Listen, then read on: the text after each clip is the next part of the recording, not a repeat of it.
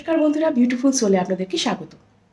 আমরা let go করার কথাটা তো সবাই শুনেছি, প্রায় সবাই শুনেছি। এবং যারা যারা আমরা ম্যানিফেস্টেশন প্রসেস ফলো করে থাকি, ল অফ অ্যাট্রাকশনের প্রসেস ফলো করে থাকি, যে কোনো না যে কোনো টেকনিক করে থাকি, আমাদের উইশ ফুলফিলমেন্ট সংক্রান্ত সবাই আমরা লেট গো কথাটা শুনেছি, কোনো না কোনোভাবে শুনেছি। কিন্তু এই লেট গো কেন করব, আর এই লেট গো করার অর্থ কী, সেই বিষয়ে আজকে আমি আলোচনা করব। অনেকেই আমাকে বলে থাকেন যে দিদি লেট গো করেছি, কিন্তু তাও আমার মধ্যে ওই মনে মাঝে মাঝে ওই মানুষটার কথা চিন্তা হচ্ছে, আমি চাইছি না চিন্তা করতে, তাও এসে যাচ্ছে। আমি লেট গো করে দিয়েছি, তাও এই ব্যাপারগুলো আমার মধ্যে আসছে। কেন আসছে, এই সব ধরনের কথাবার্তাও আমি শুনে থাকি। তো আজকে আমি বলবো যে আপনারা কিভাবে লেট গো করবেন, লেট গোটা কী, কীভাবে লেট গো করবেন, এবং কিভাবে লেট গো করলে আপনারা জিনিসটা থেকে তাড়াতাড়ি বেনিফিট পাবেন এবং তাড়াতাড়ি আপনাদের উইশ ম্যানিফেস্টেশন সম্ভব হবে এবং ব্লকেজেস যেটা আছে সেটা রিমুভ হবে। প্রথমে আমি যেটা বলবো যে লেট গো করার অর্থ কী। লেট গো করার অর্থ কি ভুলে যাওয়া? তাহলে লেট গো যদি আমরা করে দেব, সেই জিনিসটার কথা যদি আমরা পুরোপুরি ভুলে যাব, বা সেই মানুষটা যাকে আমরা ম্যানিফেস্ট করছি আমাদের জীবনে তাকে যদি আমরা ভুলে যাই, তাহলে কাকে ভালোবাসবো, কার জন্যে আমি ম্যানিফেস্টেশন প্রসেস করছি, এইটা মনে হয় তো। এবং আমরা কিন্তু এই যে লেট গোর কথাটা বলছি, লেট গো করার অর্থ কিন্তু ভুলে যাওয়ার কথা নয়। পুরোপুরি মেমোরি থেকে কোনো জিনিস কোনো দিন ইরেজ হয় না, কিন্তু কিছুটা ভাবে যেটা করা যায়, যে ধরুন আপনি এক সপ্তাহ আগে যে কাজটা করেছিলেন, সেটার জন্য আপনার খুব আনন্দ হয়েছিল, যেটা নিয়ে আপনি খুব ভেবেছিলেন, সেটা কি আজকে আপনি সেই দাঁড়িয়ে সেইটার কথাই ভেবে যাচ্ছেন? সারা সপ্তাহ ধরে কি সেটার কথাই ভাবছেন? ভাবছেন না তো। কেন ভাবছেন না? এই কারণেই আপনি ভাবছেন না, কারণ তারপরেও আপনার লাইফে অনেকগুলো ঘটনা ঘটে গেছে, আপনি অনেক রকম কাজে ব্যস্ত হয়ে পড়েছেন। সেই কথাটা হয়তো মাঝে মাঝে আপনার মনে পড়ছে, আপনি ইচ্ছা করে মনে করছেন তাই। ওই দিনটায় কীরকম হয়েছিল এটা হয়তো আপনার হঠাৎ করে মনে পড়ে গেল, বা কেউ হয়তো আপনাকে মনে করিয়ে দিল। কিন্তু আপনি কি সেটার কথা সবসময় ভাবছেন? না, সবসময় ভাবছেন না। তাহলে কিন্তু আপনার ডেলি রুটিনের যে সমস্ত কাজকর্ম, আপনার অফিসের ওয়ার্ক হোক, বা আপনি এডুকেশন লাইফ হোক, বা যে কোনো কাজ হোক, বিজনেস হোক, যাই হোক না কেন, সেটা আপনি করতে পারতেন না পিসফুলি। তাই আমি বলবো যে আপনার মাইন্ডটাকে ডাইভার্ট করাটাই আসল কাজ। হ্যাঁ, মাইন্ড ডাইভার্ট করাটাই আপনার আসল কাজ। আপনাকে পুরোপুরি ফোকাসটা ওই জায়গা থেকে অন্য জায়গায় নিয়ে যেতে হবে, অর্থাৎ ফোকাসটাকে শিফট করতে হবে। শিফট করতে পারলেই আপনি দেখবেন যে আপনি যেটা করতে চাইছেন এবং সেটা আপনার মনোনিবেশ হবে, এবং যেটা চাইছেন সেটা আপনার লাইফে তাড়াতাড়ি আসবে, এবং সেটা থেকে আপনার নজর হাঁটবে, এবং যেটা আপনি রিয়েল ওয়ার্ল্ডে যেটাতে আছেন, যে জিনিসটার মধ্যে আপনি বিলং করছেন, সেইটা আপনার লাইফের মধ্যে তখন হতে থাকবে। আমরা যখন কোনো কিছুকে ম্যানিফেস্ট করি, বা কোনো যখন উইশ ফুলফিলমেন্টের জন্য যখন টেকনিক করি, তখন না আমরা কি করি বলুন তো, আমরা 3D ওয়ার্ল্ডে বা 3D রিয়েলিটির মধ্যে বসবাস করছি। অর্থাৎ আমরা চারিপাশের মধ্যে সব কিছু দেখতে পাচ্ছি, ফিল করতে পারছি, কাজ করতে পারছি, সেগুলো নিয়ে ছুঁতে পারছি, সেগুলো দেখতে পাচ্ছি ভালোভাবে।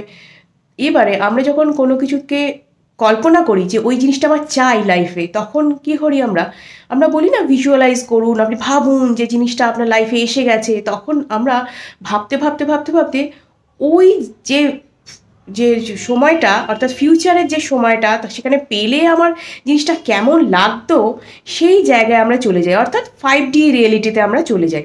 হ্যাঁ, সেই 5D রিয়েলিটিতে আমরা শিফট করে যাই।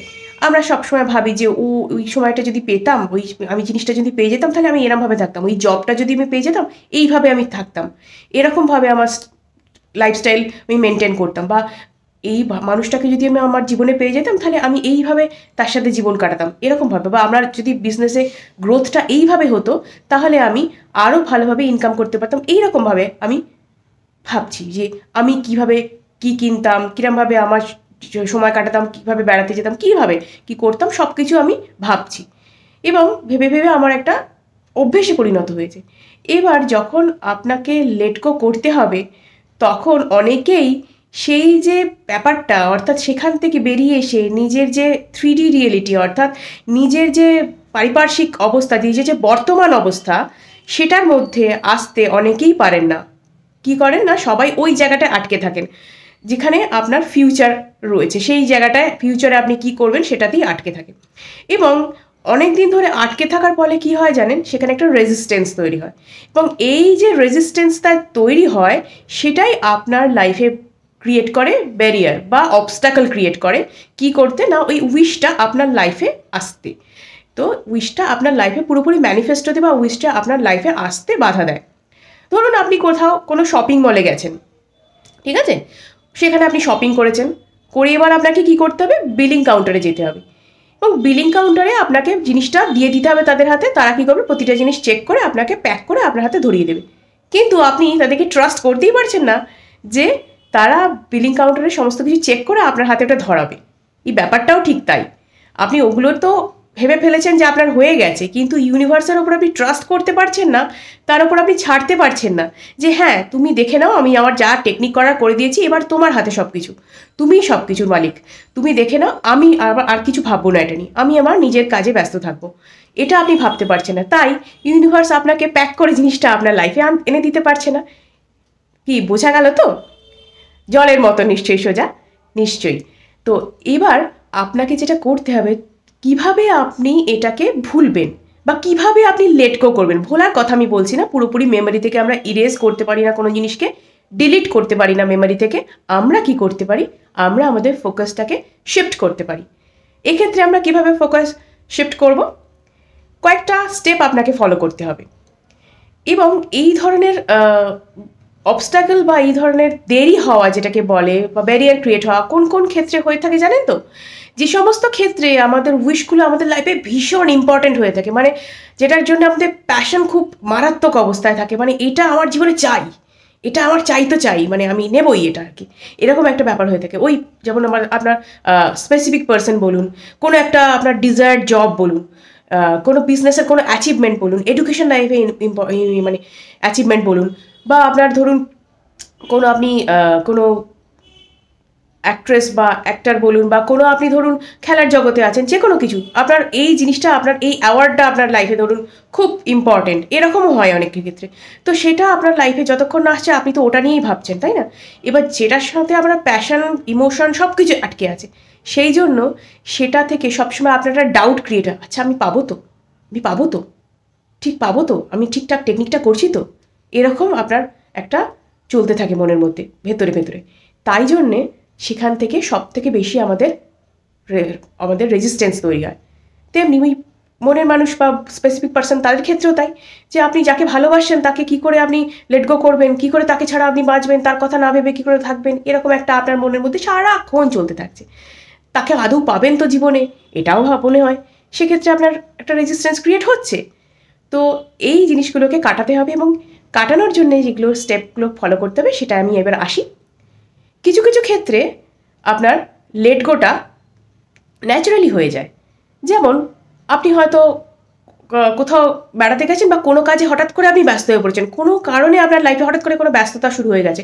আপনি হয়তো টেকনিক ফলো করতেন, একটা নির্দিষ্ট সময়ে হয়তো টেকনিকটা করতেন, উইশ ম্যানিফেস্টেশনের টেকনিকটা করতেন, বা কোনো সময় আপনি জার্নালিং করতেন, লেখালেখি স্ক্রিপ্টিংয়ের কাজগুলো করতেন আপনার এই ম্যানিফেস্টেশন সংক্রান্ত, বা ওয়াটার টেকনিক, যাই করুন না কেন সেই টেকনিকটা আপনি হয়তো বেশ কিছুদিন করতে পারলেন না, এবং তারপর আপনার আবার ব্যস্ততা থেকে যখন আপনি ফিরছেন তখন আর আপনার করতে ইচ্ছা করছে না, বা আপনি ভুলে গেছেন সেই টেকনিক কথা যে আপনি এই সময়টা করতেন। কিছুদিন বাদে মনে পড়লো, এই রে আমি তো এই টেকনিকটা করতাম। এটাই হচ্ছে ব্যাপার, যে ইউনিভার্স আপনাকে সাইন দেয় তোমার এবার লেট গো করার টাইম হয়ে গেছে, এটা ন্যাচারালি লেট গো হয়ে যায় এইভাবে। বা এই যে অনেক সময় অনেকের মনে হয় যে লাভ ভাইব্রেশন পাঠানো, অনেকের আর ইচ্ছে করে না পাঠাতে, অনেকের আর টেলিপ্যাথিক মেসেজ পাঠাতে ইচ্ছে করে না, তখনও জানবেন যে আপনাকে ইউনিভার্স মেসেজ দিচ্ছে যে তোমার কাজ পুরোপুরি ডান, তোমার হয়ে গেছে কাজ করা, এবার যা কাজ আমার, তুমি এবার নিশ্চিন্ত হয়ে বসো, এবার তোমার আর কোনো কাজ নেই, তুমি কিন্তু ম্যানিফেস্টেশনের সমস্ত প্রসেস ঠিকঠাকভাবে করেছো। এটাই হচ্ছে ন্যাচারাল লেট গোর প্রসেস। আবার আরেকটা প্রসেস করতে পারেন আপনি, যেমন যে জিনিসটা আপনি জার্নালিং করতেন, অর্থাৎ স্ক্রিপ্টিং বা লেখালেখির কাজগুলো করতেন, আপনার গ্র্যাটিটিউড জার্নাল, সেটাকে আপনি সাদা কাগজে প্যাক করে মুড়ে কোথাও সরিয়ে দিন, আপনার হাতের কাছে যেন না থাকে। অন্য কাউকে করতে বলবেন না, নিজেই করবেন।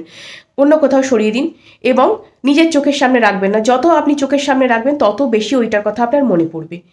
এটা আপনাকে করতে হবে। এবং এটা তো একটা থার্ড প্রসেস গেল।